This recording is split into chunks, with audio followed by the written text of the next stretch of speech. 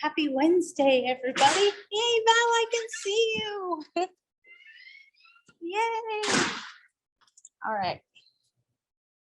Let's get going. I know we got lots of updates that we need to go over and things of that nature. So let's talk about it.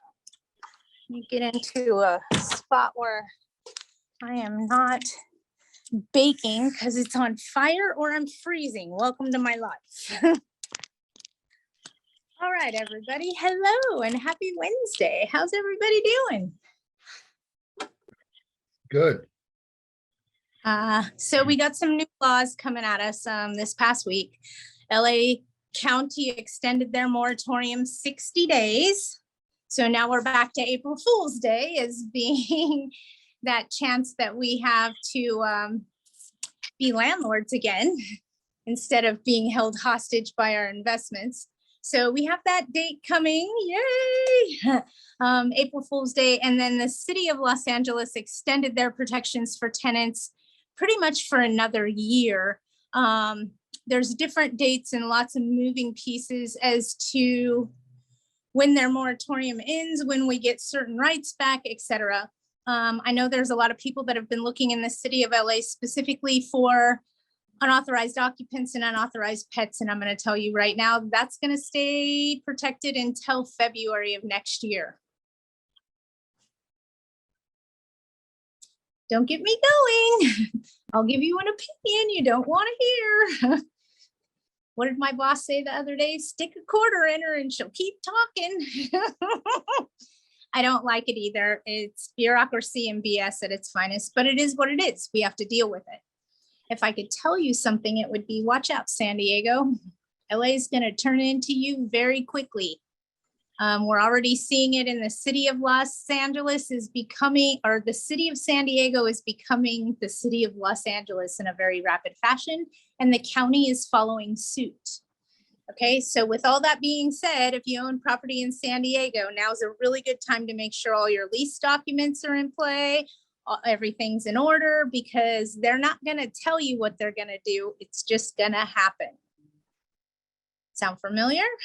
Most of us don't hear about new laws that are going on. We just hear the law changed and felons are now a protected class in the state of California. So is homelessness. So we hear about those things, they don't warn us. Example, if we were all warned in advance that the maximum security deposit that we could accept moving forward would only be comparable to 1 month's rent, what will we all be doing right now? Increasing our security deposit amounts, asking for double the rent as a security deposit when a tenant moves in? Exactly. AB 12, I think it is, or maybe it's AB 14, is still hanging out there. They are trying to limit the amount of security deposit we can accept going forward. They're trying to limit it to 1 month's rent maximum. So we need to be aware of that and know that that's most likely going to happen. And we can attack that bridge when we get to it. Hi, Victor. Hi, everybody. All right.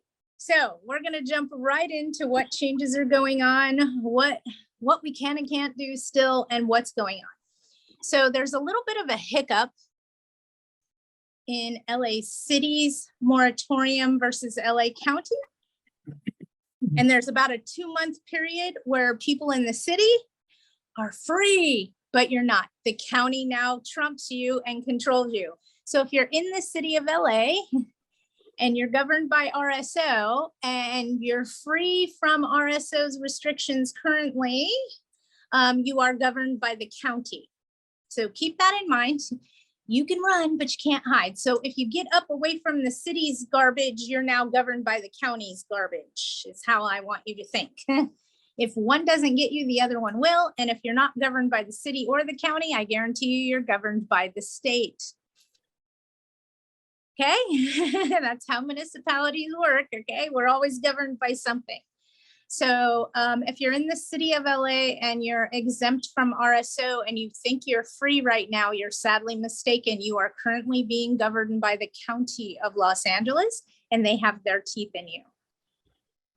As nicely as I could say it. So what kind of questions do people have?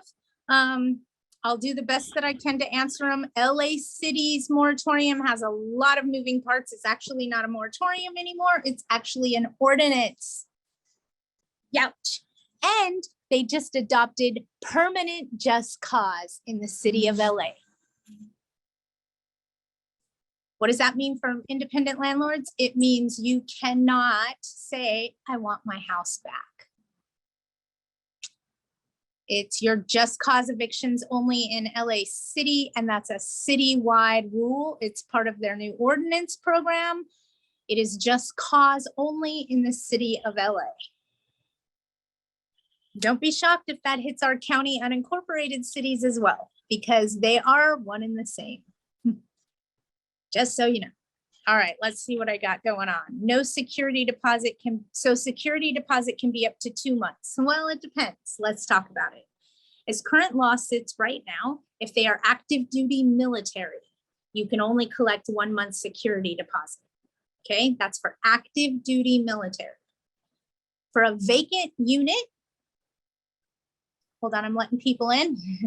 For a vacant unit, you can charge 2 times the amount of the rent as a security deposit.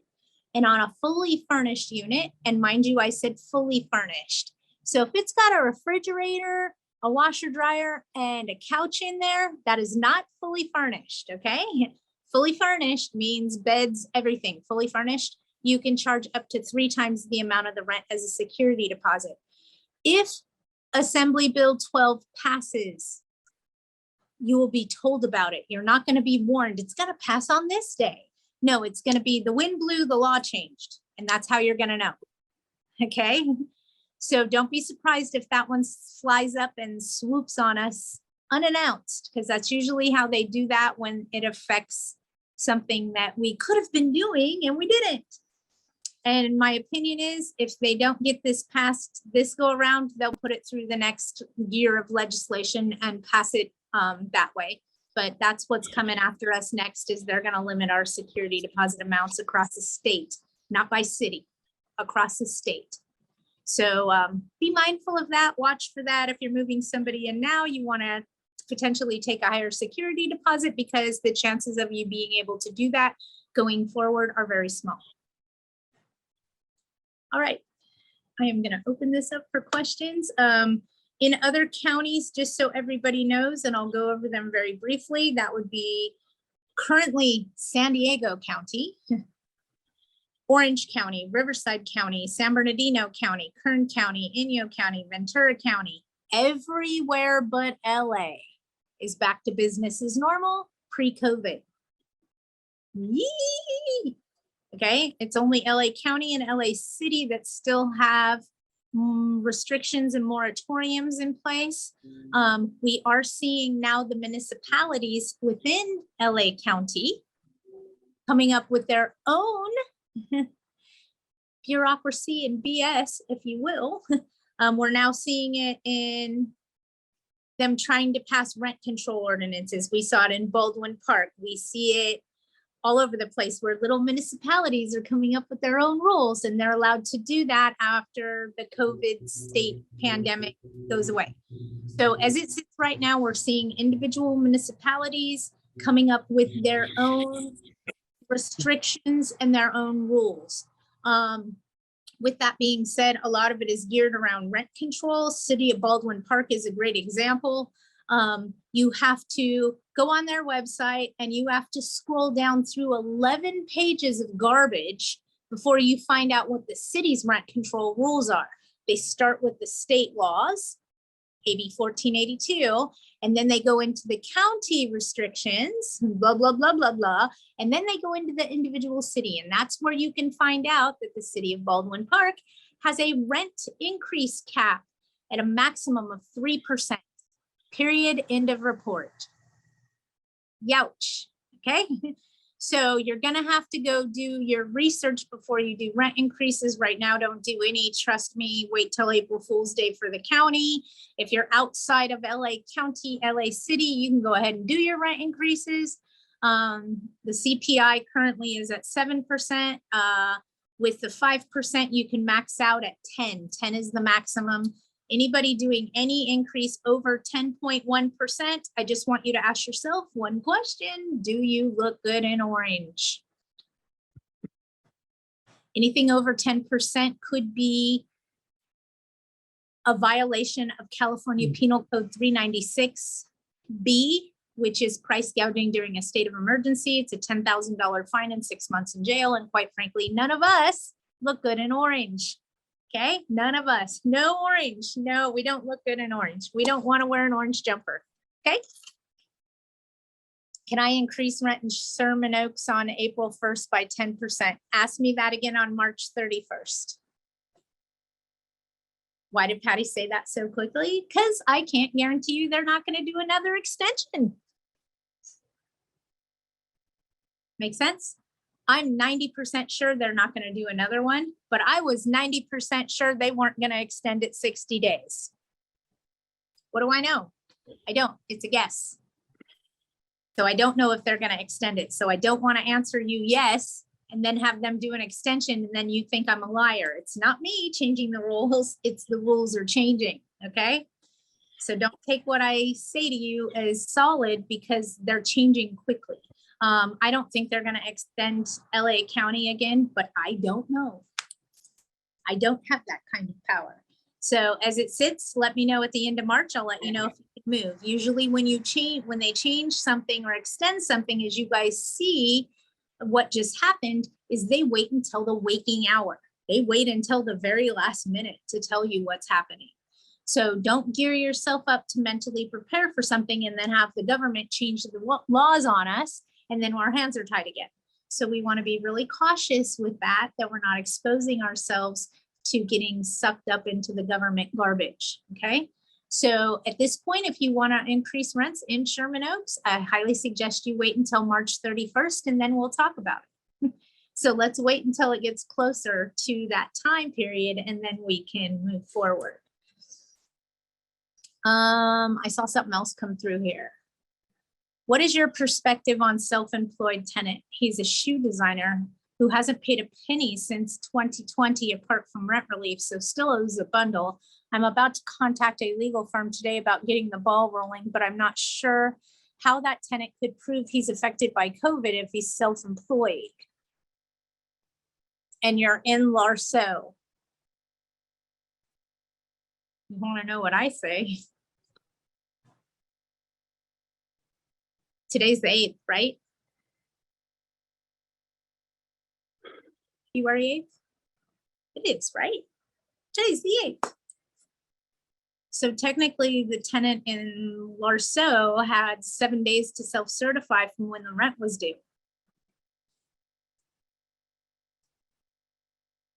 If they didn't self-certify within 7 days of the rent being due, I would serve them with a 3-day notice to pay rent or quit for this month. If they don't self-certify and they don't pay you, then everything that I know tells me you can start eviction. If they self-certify, you can't. He always sends an email on the 1st with self-certification. He's very knowledgeable. Did he also provide his financials with that? Because I believe in the city of LA, they're required to. Oh, wait, what'd you say, Patty?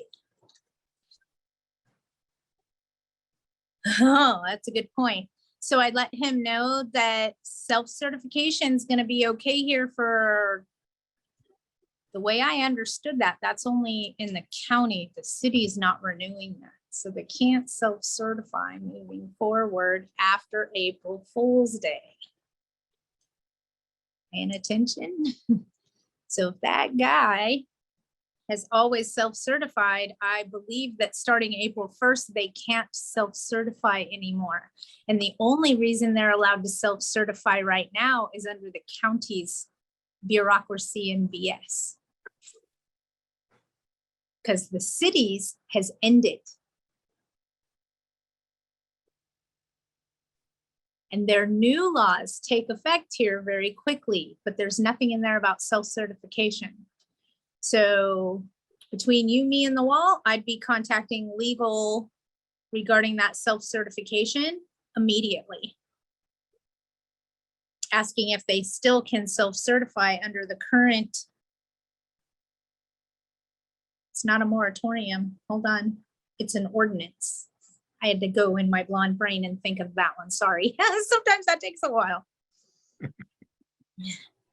I have to process it. In Larso, he always sends an email with self-certification. He's very confident. Yeah, I'm in the understanding, and don't hold me to this, because there's a lot of moving parts with the county and the city right now, with a lot of drop dead dates. I don't have my cheat sheet in front of me, and mind you, my cheat sheet is 4 pages long. But they can self-certify under the county's moratorium currently. Even though they're in the city of LA, they're governed by the county. So they still can do that until April Fool's Day, and then they won't be able to self-certify, to the best of my knowledge. Got it? Val, I can see you. I can see you. I don't know what happened, but it got fixed. I just saw something come through from you. And now it's gone. Val, where'd it go? I saw it come through, but I can't see it on the chain with everybody else. Oh my goodness gracious. What did I do? San Bernardino County duplicate. Okay, hold on. San Bernardino County duplex covered by the TPA. We just took over a property with 2 units. One has a tenant in the unit already. The tenant does not want to agree to the new terms. What are the owner's options? What are the new terms that they won't agree with? Are you raising rents? Are you doubling the security deposit? I mean, what's the terms they won't agree with? Help me understand. Is it like for like? Or were they on a handwritten napkin as a written rental contract that didn't have any rules or regulations on it? Now you're trying to put them on a standard pattern. You tell me, because there is a way, believe it or not, you can force someone to enter into a rental agreement that's in possession of your residential dwelling. There is a way. It doesn't work in LARSO. It works everywhere else. And yes, she did say it was San Bernardino County. There you go. Hello. So, hi Patty, it's one of the sisters. So I sent you what we got from our councilwoman the other day for LA City, and they can still turn in a notice to not be able to pay the rent in LA Yes. City. And there's other reasons other than COVID now. There's Yes. increase to food, fuel, childcare, and unreimbursed medical expenses. And it doesn't have to be COVID. And it doesn't have to be COVID. They could just have the flu. Is that correct? Or cold. Yeah. Or cold. Or cold. RSV or whatever it's called. I was gonna say something funny, but it You could wasn't. say something funny. I just thought that I'm writing them a nasty letter. Yeah. They can self-certify if they have PMS. They're a man. So, yeah. That's putting up with men's shit. Sorry. So then they also say that the document you're supposed to, you can turn in to your landlord, but then the bottom thing is you don't have to turn in anything at all. And if they're under the median income, you're not going to be able to do an eviction. If they're not behind in market rent, you're not going to be able to do eviction. But It's getting Above the, we're not having this problem, but we know that the previous tenant was above the median income. We had proof of it, and we still couldn't do anything.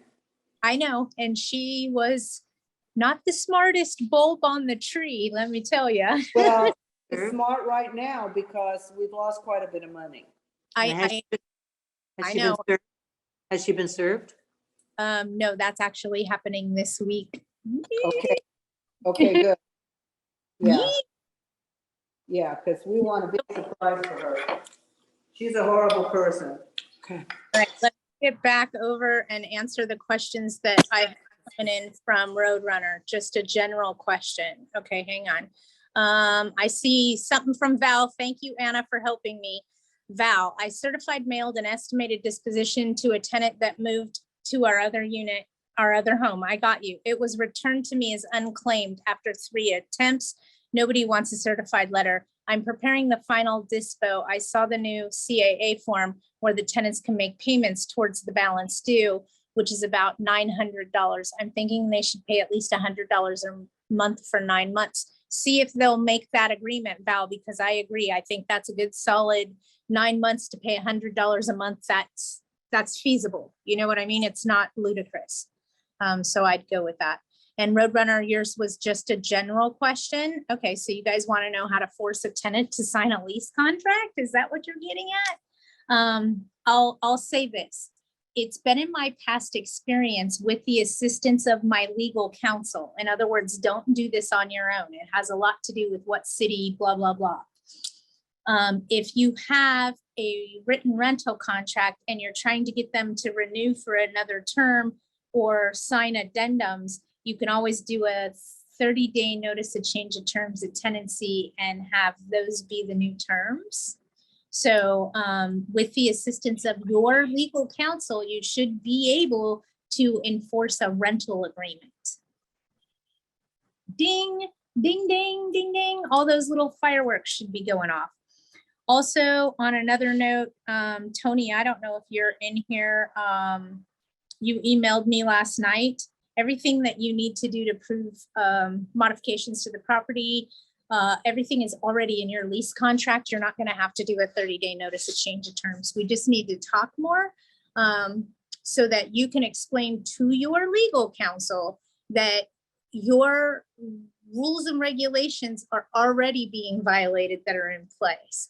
So I saw that you had that this was for residential purposes, and in the conversation you told me that they were running a business out of their house, something about dog grooming or something. And there's some other instances that you told me that are going on, and your lease already protects you from those things. We just need to drop the hammer when the time is right, okay? So doing that 30-day notice of change of terms of tenancy, I don't think is going to be needed. It looks like you have quite a bit of teeth in the lease contract that you already have to play. But definitely something that we want to talk to your in regards to, okay? We always want to clear it with them. They're the big boss. I will also be giving you a call after the meeting. My landlord wants to raise my rent 94%. You live in a single family residence exempt from the TPA? Watch her come back with, yep. Because I believe California is currently in a state of emergency due to the storms in Northern California. And the county of San Bernardino just declared a state of emergency for the homelessness. Wink, wink. Can you see that? Oink, oink. Does your landlord look good in orange?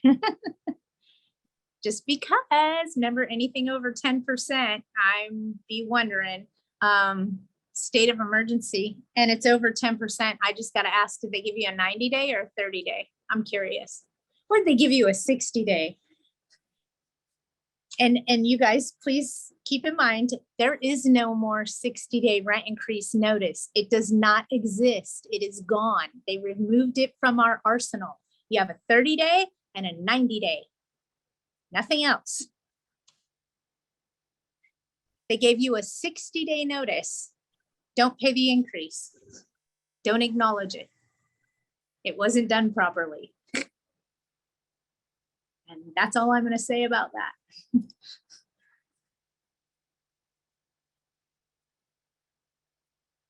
There is no more 60-day notice of rent increase. It doesn't exist. Anything over 10% requires a 90-day notice.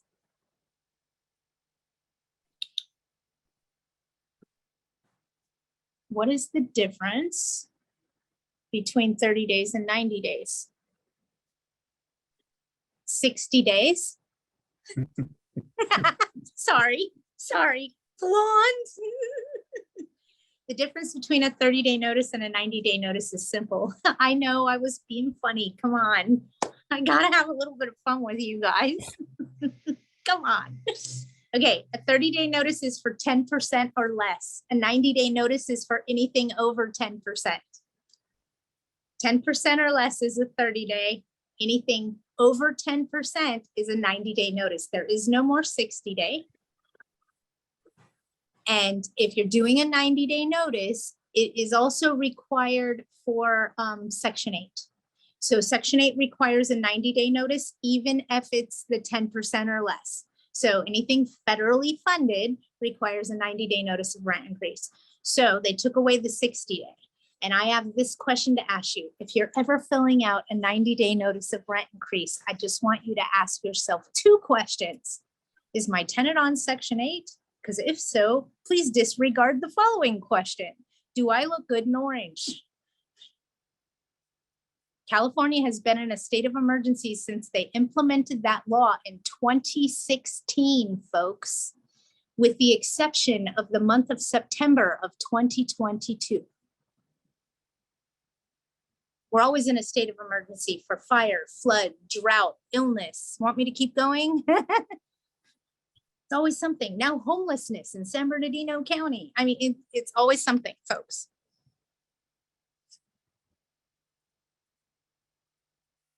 Yes, Roadrunner, you got it. 10% or less is 30-day, 10.1% or more is 90 days.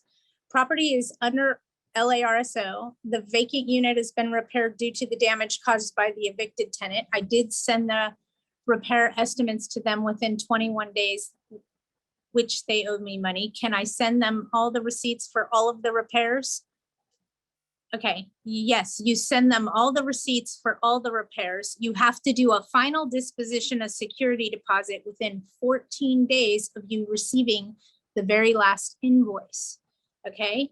And then you send them that as your demand for payment. If they don't pay you in 30 days, then you can file small claims against them. Please take note, starting September 1st of this year, our governor is no longer going to allow us to do wage garnishments for anyone that doesn't make more than $42 an hour or $41 an hour. But you cannot increase the rent for more than 10%. I wouldn't increase the rent for more than 10%. You can, it can get you in prison and fined and all kinds of other garbage. So you can, I wouldn't. Big difference. The Larso tenant vacated with some small damages and a large overdue balance. He has not provided a forwarding address. Do we use his email for the security deposit refund? Send it to the vacated property address, not to email. It's not recognized going to email. And finally, can we use the security deposit for the overdue and the damages? Absolutely. They didn't put anything in writing stating that you couldn't use the deposit for their COVID months. So yes, you can apply it where it needs to be applied. Larso tenant did not pay 50% of the rent for January of 2023 as they did not have heat for 40 days during this time. And we were finding parts, repairmen, and finally ended up installing a new HVAC system in the meantime. Also, we had them portable space heaters. From the date, Melanie, pay attention. From the day they notified you there was a problem to the day it was rectified, no rent is owed. None, not half the rent, no. This is a habitability issue. No rent is owed, no heat, no rent. From the day they notify you to the day it's corrected. So if you gave them half of their rent as a credit, go back to the drawing board, give them all their rent as a credit. From the day they notified you to the day it's corrected. That is straight up a habitability issue. No heat means no rent. No hot water means no rent, okay? No window screens, no rent. No window locks, no door locks, no rent. Leaky plumbing, no rent. Leaky drains, no rent. Want me to keep going? We getting habitability issue class going on here? Okay, hold on. Patty, how can I verify a letter from a tenant's doctor for an ESA request? What is exactly the procedure to authorize or decline the request? Melanie, you got it? Okay, love you. Just trying to help you avoid a lawsuit, that's all. You can contact the doctor and ask them if they've been seeing them for 30 days and see, and that's it, you're done. If they say, yes, that's my patient, I've been seeing them for a couple of years, they've been under my care, you're done. You're done. It's that easy. All they have to do is be seeing a doctor for 30 days to get the note. What Gavin Newsom's new law did was eliminate people buying those certifications on Amazon and things like that. That's what it stopped. If they send you a certified picture of the dog saying it's a certified emotional support animal and they got this little badge and all this garbage, it's garbage. There's no database for it. There's no registry for it, okay? Think of it like a wheelchair. People don't monitor how many wheelchairs are issued. They just use them as an assistive device for a disabled person. Same thing with an emotional support animal, okay? Keep that in mind. Does anybody have anything else? And if Val's typing away, you guys, please copy and paste what she sends, because for the life of me, I can't see her.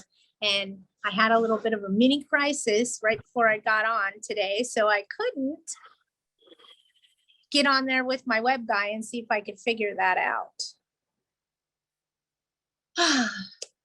Is I everybody have something kind of small. okay? What you got? So I have a tenant that, they have 2 kids together, not married. She moved out. And so now, he's asking me to change the locks. Do I pay for that or does he pay for that?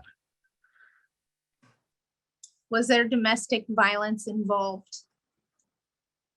Well, I would- guess she's you would taking him to court now and she's claiming some things such as that.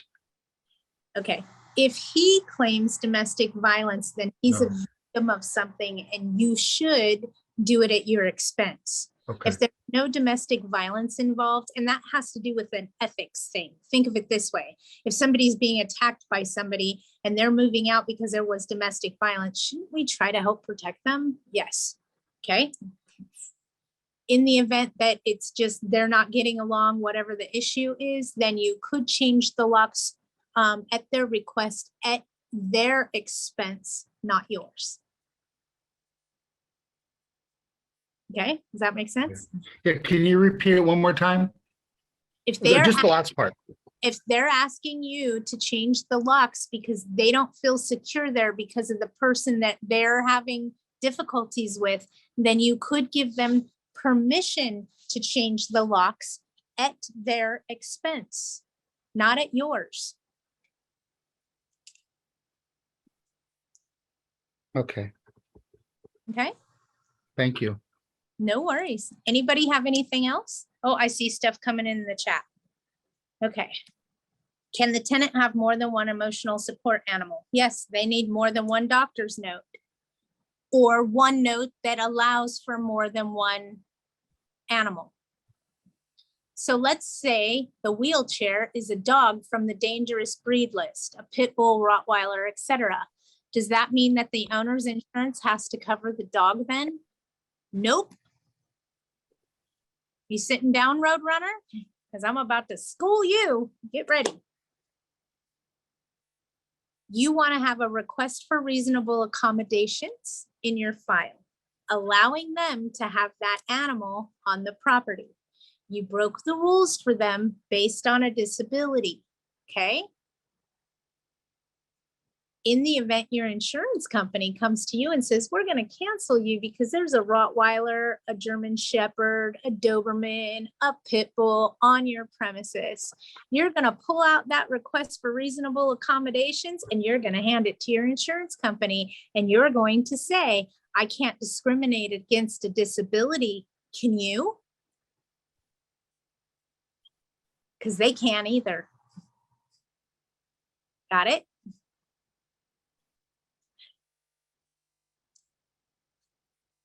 I mean, those are really big fighting words for the insurance company, okay?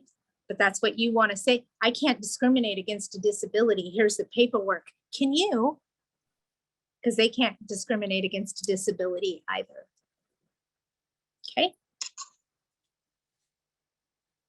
Larso tenant locked themselves out. Can we charge them to open the door? And if so, how much? What does your lease contract say? If it doesn't say that you're charging $50 for a lockout fee, the answer is no, you cannot.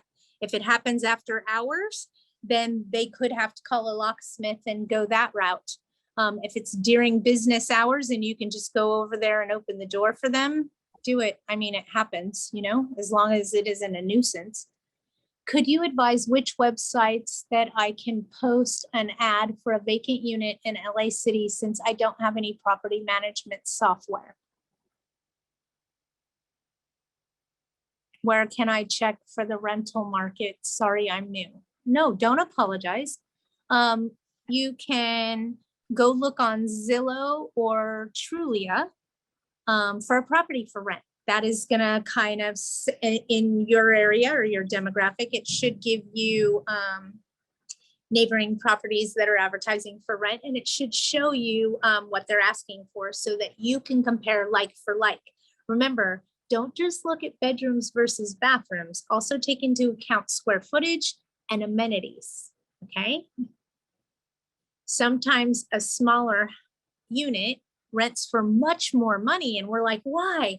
It's including valet trash service. It has dog walking services. It has, you understand? So there's more depth and breadth to the day-to-day that's being offered. So definitely something to look at when you're looking for market value is what services are they offering as well, not just how many bedrooms, how many baths. Also, do they have a clubhouse? Do they have a gym in there? Because then the tenant doesn't have to pay for a gym membership.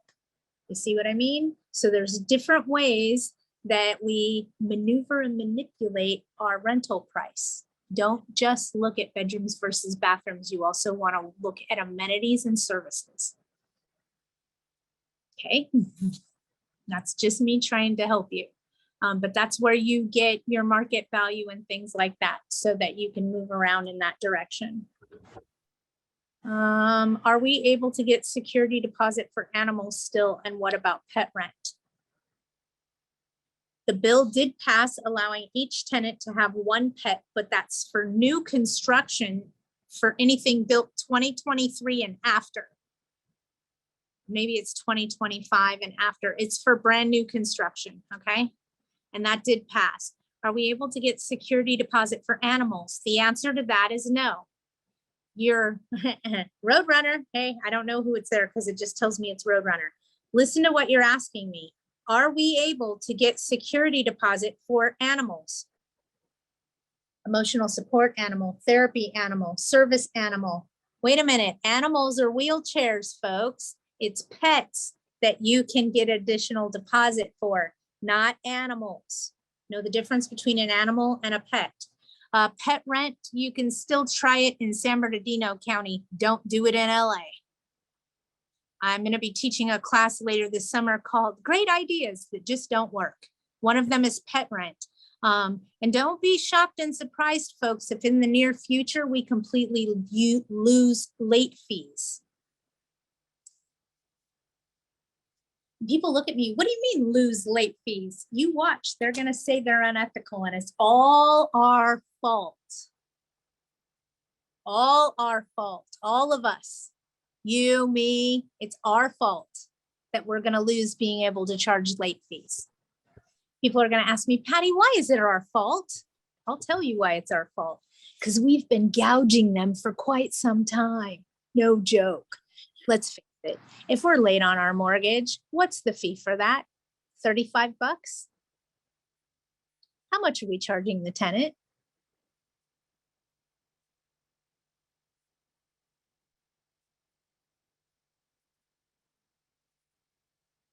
It's only a matter of time before we lose them because we've been abusing them for so long. But the reality is, if a tenant's late fee is $35, they're going to pay on the last day of the month because $35 isn't enough to implement a penalty. Okay, $300, different set of facts. Okay, that makes it seem like, hey, I don't want to be late. We use it as a tactic so that they don't pay us late. That's why we make those late fees as high as we possibly can. It's not that we want to collect them. We want to discourage bad behavior. Let's face it. We all want our money when we want our money. We really don't want them to wait until the last waking hour to pay us. We need it to pay the mortgage. So we try to use that as a deterrent, okay? Not as additional income, but we're being challenged on it. And I got to tell you, it don't look good. I mean, look at it this way. Are we gouging? How are we charging them $300 when they're late when we're only charged $35? So yeah, late fees, if we lose those later, just know that's all of our faults. Mine too. I'm guilty of it. Okay. Can we get new pet rent Larso March 2024 if they got a pet now? Larso, you cannot charge pet rent. There can be no additional expenses to the tenant. So don't even think about pet rent in Larso, not happening. What has your experience been with using rent reporters or similar programs so that rent payments affect the tenant's credit score? I'm in the understanding that that can only be done currently under current law for subsidized housing, tax credit properties, not for the general public. Low-income housing can do that, not the general public.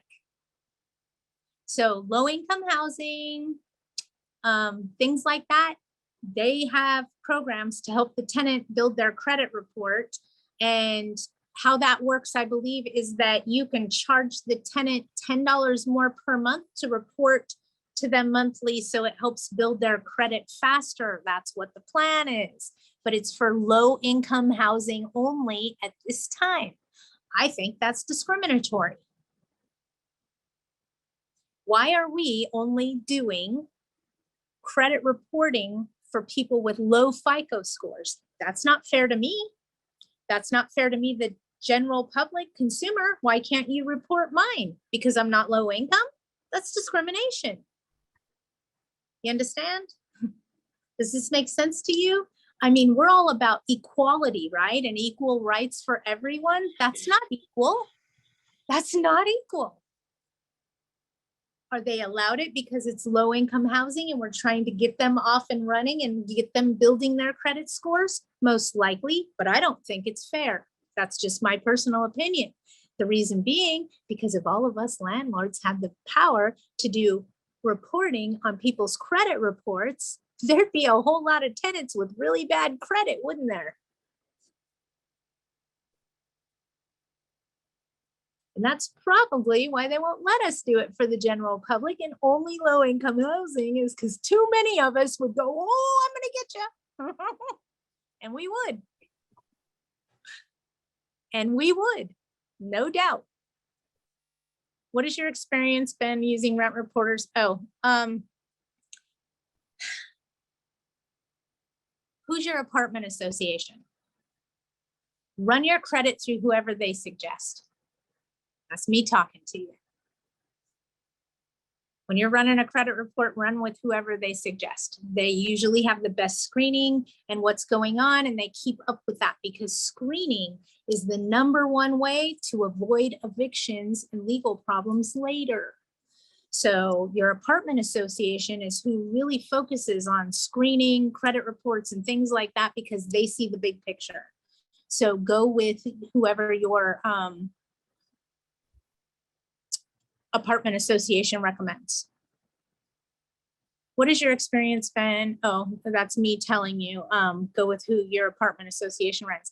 Our late fee for our mortgage is 5%. Okay, well, for everybody, it's different. It's 5% of your mortgage. I don't know what that is. I don't know the dollar amount, but I bet you dollars for donuts, it's probably less than what's on your written rental agreement. I'm guessing. So if you pay your mortgage late Are you increasing those expenses before it hits the tenant? We are. We can't. We're gonna get bit on that one. It's already a big problem in big problem. Like in LA, they say no pet rent, no late fees. Ouch. No rent increases. No unauthorized occupants. All right, does anybody have anything else? Tell me. I don't want to cut the day short, but I kind of need to. It's been one of those weeks for me. I got lots of moving pieces and I have several new articles coming out. One is entitled, "Someone Please Help Us. We're starting to feel like the Indians." Another one is entitled, "Rent Concession Wars and What to Watch Out For." People are like, wait, Patty, we're not having a concession war. You're right, we're not, but it's coming. Don't you want to know how to play that? Because it's coming. I foresee it in the future. My little crystal ball told me a concession war is coming. I know it is. I can tell you, I see all the signs there, and we're already starting to do it. We don't realize we're starting to do it, but we are. I mean, how many of us have a couple of vacant units right now that aren't flying off the shelf like hotcakes? Are we waiving credit screening fees currently? We're going to start waiving more moving forward as the concession wars begin. Mark my words. I'm writing an article about it on how to set your concessions so they don't affect your bottom line. If you're offering a discount to a qualified tenant, give them a discount where it doesn't affect you. Well, how do I give them a discount that doesn't affect me? Lower their security deposit. That's not your money anyway. If they have a really good FICO score, they're going to want to keep their really good FICO score. 9 times out of 10, you're going to give back their really low security deposit when they vacate because they don't want to mess up their good FICO score. So how do I encourage them to rent my unit over their unit? Take a less deposit. It's not your money anyway at the end of the day. And on a really good tenant, you're probably going to give that back. What are you losing? 0. I hope that makes sense to you guys. I hope that just blew your mind.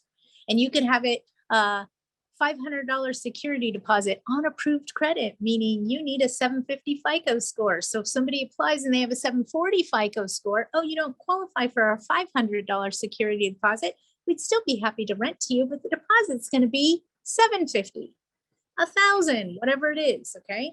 It's going to be a little bit more than what was advertised because it's on approved credit, OAC. Okay, I know I'm going to get a couple more questions out of that. Oh, I just got to thank you. Nothing else. Okay, if anybody doesn't have anything else, I'm going to call it a Wednesday, and you guys can reach out to me, as you know, and find me that way. Thank you, everybody. If anybody needs anything else, you guys know how to hunt me down. And if you're sitting on the bicuspids of starting legal process for somebody that owes you money, I'm going to say this. What are you waiting for? The cows are not coming home. They're not just going to magically pay you one day, okay? Do not wait. Do not wait. If they are not paying you, the time to act is now, okay?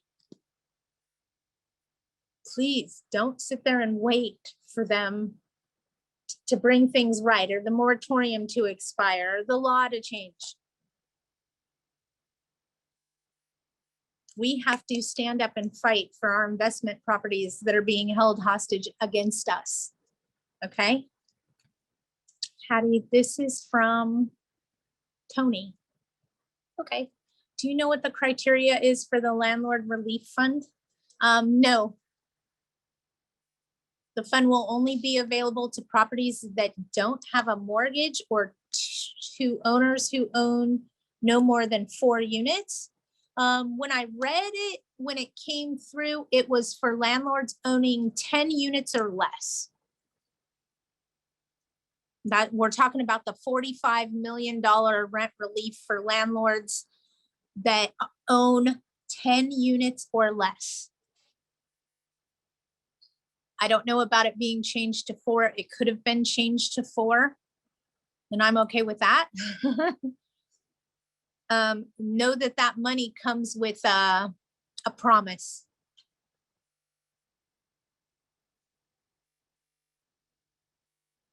I'm waiting for you to go, what promise, Patty? A promise not to evict going forward.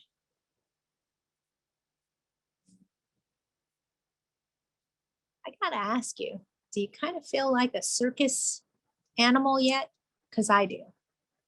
It's like they're making us jump through hoops over here for peanuts while we're bleeding money over there at our investment property, and it's doing nothing. It's doing nothing. I mean, if you look at it, they'll give us up to $30,000. That's $849 a month for the past 3 years. Talk about too little, too late. $30,000 per unit. That's $860 a month or something like that for the past 3 years that we haven't gotten anything. That's too little, too late. The government's a joke. And if you think for a hot minute, there's not 200,000 people that are going to apply for that money, you're sadly mistaken. Because some landlords are going to apply just for the 2 months their tenant owes, which are current. Okay. Don't get me going on them providing us too little, too late, because that's what's happening. They wanted 30,000 per building. I know. Do the math. We've been in this for over 3 years. And in LA City, we're looking at another year of restriction. That makes it $600 a month. That's not enough. It's not going to cover the mortgage. They're throwing peanuts at us while we're having to jump through hoops sideways on a promise not to evict going forward.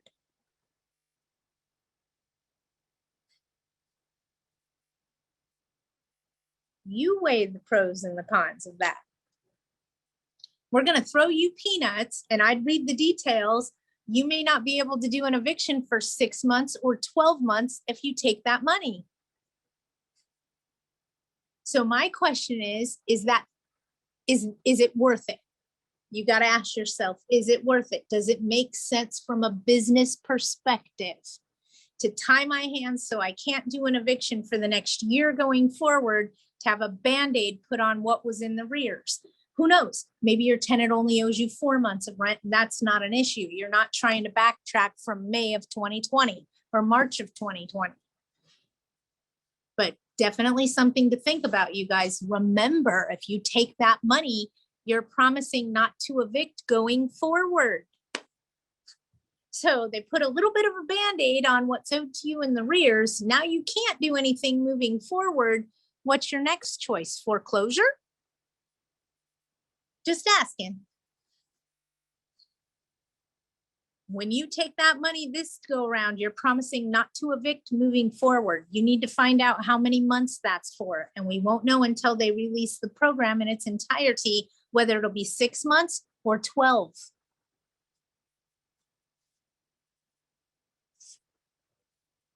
Keep that in mind. All right, you guys, I'm going to get off of here. You guys all have a wonderful day. If you need anything, you know how to hunt me down. Bye, everybody.